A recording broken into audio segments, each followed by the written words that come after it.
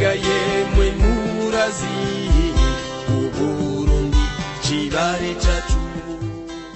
Abarundi biga babonye ico batarabona bazi ko kitabaho.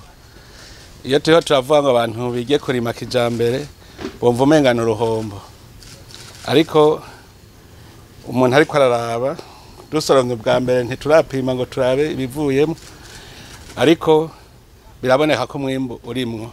Aho rero noshimira cyane cyane umuhinga, kuko uyu muhinga turiko turabikorana akiza yatangwa atubwira ko bishoboka. Murazi ko twatanguye tubanza kuraba ko bishoboka nyene, natwe twabihereye muhira turagira akarima gatoyi turabona ko himbuka cyane. Uwo muhinga rero yaraje ava muri Canada, no Murundi yaba mu gihugu ca Canada, aratashe aravuga ati nawe ntiyobura ubuhinga atwereka.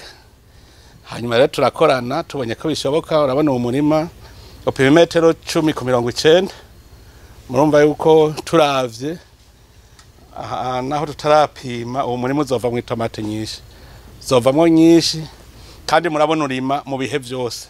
Wageze uwo murima ubuzi yuko urubura rutazokunyagira, kandi ubuzi ko n'indwara zitinjira.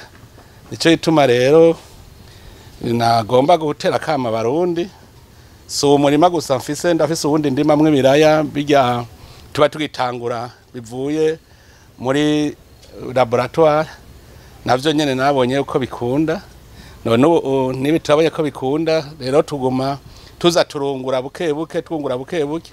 Kandi ciza cyo kugira mwene uwo murima nibankira guha amahera, kubera babazi yuko uzokwimbura, urabizi neza, kubera nta ngwara nta biza bigushikira.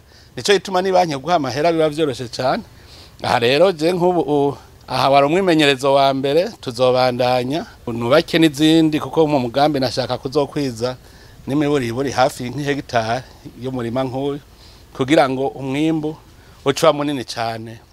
Rimwe tuvuga tuti umuntu wese ufungura n'umufuko nk'amahera, n'ibintu bimara ndumwe, no kuvuga umufuko ucuronka.